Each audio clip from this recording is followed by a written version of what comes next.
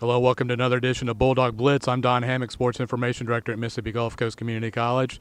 The Bulldogs exploded in the second half to defeat East Central 48-25 tonight at A.L. May Memorial Stadium. We're going to talk with Chad Huff. We're going to talk with wide receiver Zach Farrar. And we're going to talk with cornerback Saivion Smith about what happened in the game today. Later in the show, we're going to interview Coach Tommy Snell, talk about his top-ranked Mississippi Gulf Coast golf team.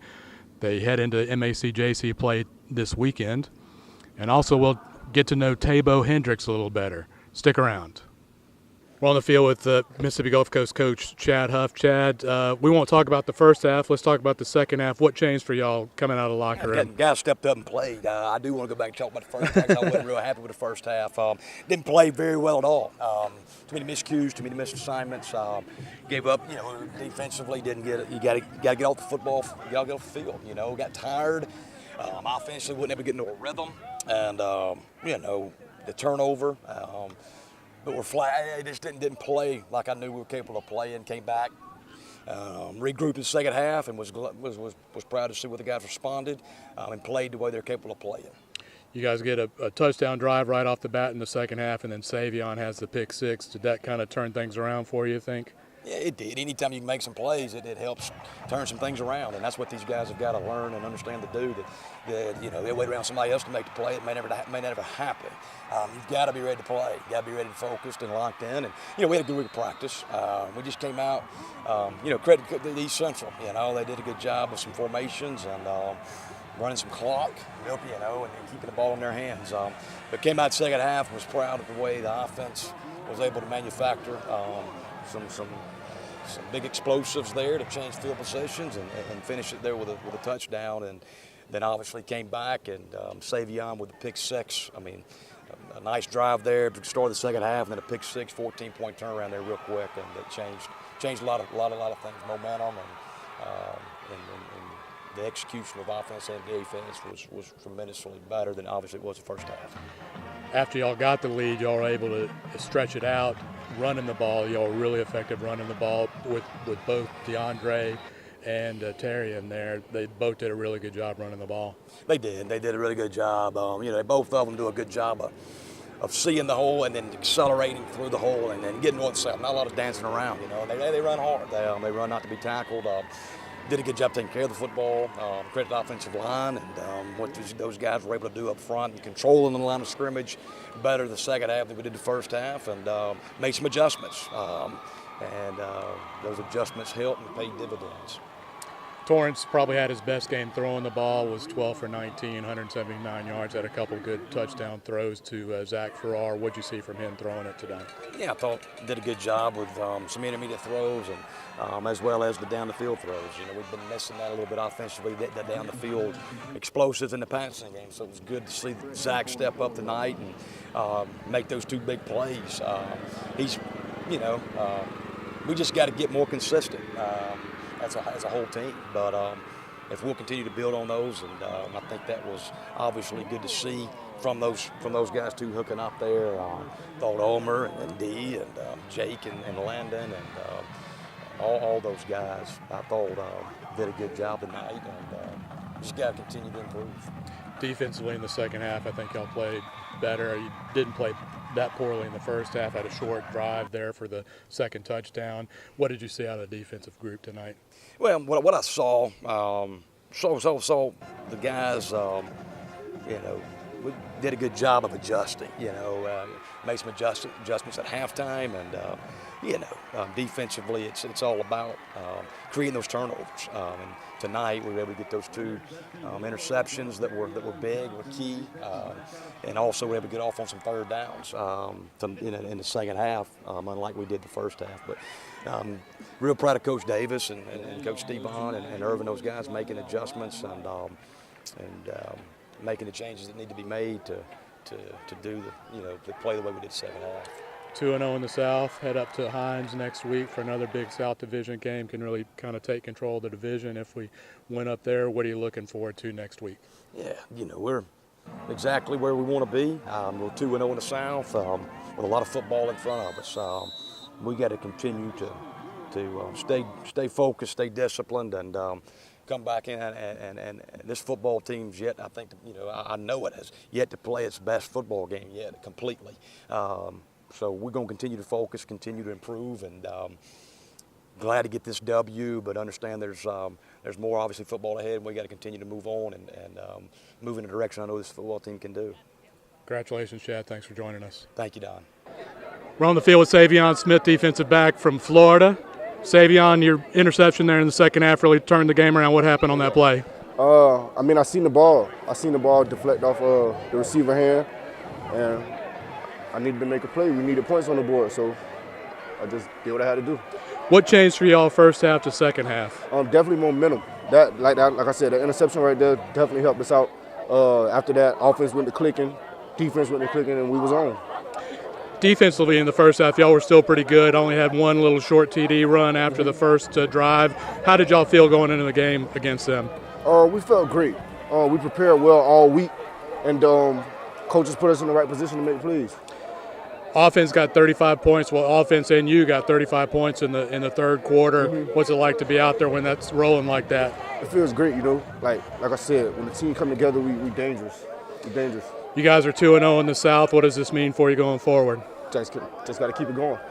All right, Saivion. That's all we can do. Appreciate it, Saivion. Have a good one. Thank you. We're on the field with wide receiver Zach Farrar from Arlington, Texas. Zach, what changed for y'all in the second half tonight? I think the only thing that we could harp on is our tempo and the amount of juice we had coming out in the second half. Obviously the first half we came out kind of flat. Not a big deal. We bounced back, responded, but I think the main thing was our tempo and our juice. It came out a little more energy in the second half. First touchdown catch you had tonight, you wound up with two. First touchdown catch, it looked like they kind of got sucked in with the way y'all running the ball. What happened on that play? Oh, yeah. TG, me and him collaborated on that. Like you said, it kind of got sucked in with the running the ball. They stacked the box a little bit. There's an opportunity out on the outside, and he threw it, and I made the play, I had to basically do it for the team, because we needed every coach said in the locker room at halftime, everybody, when the ball comes, you need to make the best of your opportunities and make the play for the team. So I just had to do it for the team. Your second touchdown was one of those. I know you guys practice it all the time. They jumped off sides. You run a free play. Yep. What happened? That's exactly how you just said it. He jumped off sides. TG, I saw him. I took off. I saw him look my way. I just ran as hard, as fast as I can, and just threw it as long as he could, and I just made a play. He trusted me. I trusted him. Mutual trust. Offense puts up 28 points. Saivion has a pick six, all in the third quarter. What does that mean when you guys can throw up 35 points in a quarter? It means that we can be able to keep the defense off the field. When the defense is on the field for a long time, it's milking the clock. It's kind of lethargic. Everything is kind of taking too long. But when we're able to do that, it's a quick transition from there, 3 and out, off the field, offense come back, milk the clock, doing what they were trying to do to us in the first half. All right, congratulations, Zach. Good job. Appreciate it. Everyone has a similar choice to make: to coast through life or do more. Take advantage of financial aid. Take a class for college credit or a degree. Take stock of your goals and work smart toward accomplishing them. And you can do so much more than coast through life. Gulf Coast Through Life at Mississippi Gulf Coast Community College. Aretavious Hendrix has an interesting nickname. He'll tell us about it, and we'll learn more about the cornerback from Starkville. I just like the competitive sport it is, how it teaches responsibility and character, bring leadership to a young man, help him mature a lot, and I just like to go out there and compete. It's kind of crazy because when I was about 2 or 3, I fell off a table, and then they just dropped the LE and just called me Tabow. Stuck with it ever since then. I felt like the coaches here were more of a family-orientated coaching staff, more than any other team, JUCO team, and they showed me so much love on the visit, and I just fell in love with it ever since then. I see that I have a legitimate chance of doing that because they came from one of the best DB coaches in JUCO, Saivion Smith, and I feel like with him, he coaching me up like how he did them, I have a chance to be where they're at right now. Oh man, that Coach Huff, I'm telling you, Coach Huff's a great coach. He's energized all the time. It's not a day that you don't see him with a smile on his face, and he wants the best out of everybody. He's a great father, a great coach, and I love the guy. I love him to death. The students around here, they're so great, man. All the students are friendly. I feel like I got a strong relationship with a lot of them. I like the energy that they pass off around during the football season and all that. And they just, not even the football player, like the other coaches and stuff, they make it feel like you're at home, and I really appreciate that. We here at Gulf Coast handle business in class. Like, that's something the coaches strongly agree on, that we need to take care of that. And you know, like, if you don't got the grade, scouts and stuff ain't gonna look at you. So we make sure that's our main priority, because we are students before athletes. We got the ability to be one of the greats to come through here. We got so much character and different personalities on the defense, and that's a good thing. Like, if we build all that up and bring it together, we're gonna be a force to reckon with. We're gonna be the real deal before the year all said and done. Man, I love them guys, man. I see all of them like my little brothers, man. Like, it ain't nothing I want to do for them. That group is so strong right now, even though we got a lot of young guys, and that go back to step with Coach Moore, like him coaching all us up. We're gonna be a great group. Like, I feel like we got a chance to be the best group to come through here. Once you get to Alcorn, it's kind of like there's a place for everybody. I fell in love with the people. Overall, I love the experience. Whether it's personal, whether it's in education, anywhere you turn, there's always a helping hand. People just going up and asking you, hey, are you new, are you lost, and taking an interest in, your well-being. I would tell students, if they want to be challenged, to learn and grow and be in an environment that is nurturing, in a place where they're not just a number, where people know you by name, then I would tell them to come to Alcorn.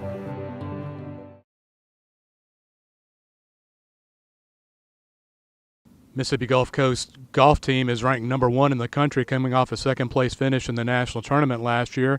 Let's talk with Coach Tommy Snell about his Bulldog golf team. Last year was incredible. It was bittersweet. It was, first time in 10 years we hadn't won region, and we've won state 7 out of the last 10 years. So we didn't win either one. We finished second and third. And then we go to the national championship, and we just kind of regrouped. We set our focus, and we decided, hey, let's just work hard and work toward the national championship, because we knew we had a great team. We just hadn't put everything together. So we did. We focused on that national championship. We focused on the golf course, Longbow out there in Mesa, and we played well. Jackson came out, shot 66, led the national championship for the first day. Colin comes back, ties him after day 2, and then Colin hangs on for the last 3 rounds, wins by 4. I mean, that's pretty impressive when a kid can lead the national championship for 3 rounds, 54 holes, and hang on and win, because it's tough to lead. I mean, you talk to any PGA Tour player, any great amateur, I mean, it's hard to be in the lead that time. That's why you don't have many wire-to-wire winners. So, I mean, it was a great year for us. And then, so Colin was the bright spot. But really, these freshmen coming up, who are now sophomores, Jackson played as a freshman last year. Logan played as a freshman in the national championship last year. And they showed a lot of promise, and here they are back working hard this year. And then we got Colby Blake and Colby Intrican, both really talented freshmen who just barely missed out on the national championship team last year. And they're back working hard. And then I have this year's crop of freshmen. I have 6 new freshmen, and they're already making an impact. Bryce Wilkinson qualified for the first tournament and played well, and then Colby Blake, of course, and Jackson, Logan, there are sophomores and they're playing well. And then Miles Jackson, the other freshman, came in and qualified for the first tournament. Dameen and Graham and Carter and Cody along with those other two that made the first trip. And you know, they're pressing these sophomores to work harder, and that's exciting for me. When you have these freshmen pushing the sophomores, and the sophomores can't, so to speak, kind of get lazy, I mean, that really helps my team. So it's going to be an exciting year. I mean, I am looking forward to the competition that we have intra-squad. I'm looking forward to the competition we have. We open up this week at Hines in the MACJC conference, and you know, I expect to win. I'm hosting the national championship this year is in Foley, Alabama, which is only 2.5 hours away. So that's exciting in itself, because we can get over there a few times and look at the course. In fact, Mississippi Gulf Coast is hosting the preview in October, the last weekend in October, last Monday, Tuesday in October. So we're going to go get a good look at the golf course, and then I wouldn't call Mississippi Gulf Coast the host of the national championship, but the sports commission over there and tourism has asked me to step in to make sure everything's run correctly. And so we're going to have live scoring. We've got some USGA rules officials who have stepped in, so it's really going to be an exciting championship. And being only 2.5 hours away makes it even more convenient for my team. Well, I talk about it all the time, but you know, one of the things I tell my recruits when they come down here, if they're truly interested in becoming better golfers, there's no better place, because we play all these different golf courses. We're at Sunkist today, we're at Fallen Oak tomorrow, we're at Pine Bur the next day. You know, last week we were at Grand Bear, and we'll go to Shell Landing and Hickory Hill and the Bridges, and it's just every golf course welcomes us. You know, we play Windance and Grand Bear mostly because they're closest to us, but we play up and down the Mississippi Gulf Coast, and really that's a testament to all the golf pros down here. You know, they know the importance of junior golf, and these kids, and they're all well-mannered kids, and they all welcome them. And you know, the other thing along those lines is when Dr. Lott and Dr. Graham decided to build our practice range up there in locker room, that's made a huge difference in our program. Why? Because we don't have to come down here and hit balls on their range. We can warm up on our range, and members are more, you know, they welcome us more, not having to come down here. And we don't inundate any golf course. You know, we mix it up, which makes my players better. Thank you for joining us tonight for Bulldog Blitz. We'll see you next time from Hines.